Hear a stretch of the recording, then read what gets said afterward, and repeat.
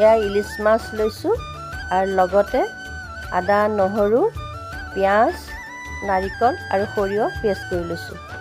এতিয়া মাছ অনুযায়ী মই পেষ্টখিনি লৈ লৈছোঁ গোটেইখিনিৰে অলপ অলপকৈ।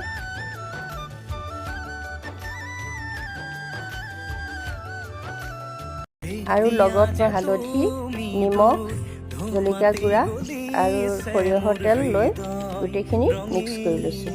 এতিয়া মাছখিনি তাতে দি মই সানি লৈছোঁ আৰু 15-20 মিনিটৰ কাৰণে মই মেৰিনেট কৰি ৰাখি দিছোঁ। এতিয়া 15-20 মিনিটৰ পিছত মই মেৰিনেট কৰা মাছখিনি ভালকৈ আকৌ গাত মছলাখিনি সানি লৈছোঁ। লৈ পেলাই এটা টিফিনত মাছখিনি দিছোঁ, তাতে দুটামান জলকীয়া কাটি দিছোঁ, দি পেলাই কেৰাহীত অকণমান পানী দি টিফিনটো জুইত বহুৱাই দিছোঁ। এতিয়া 30-35 মিনিটৰ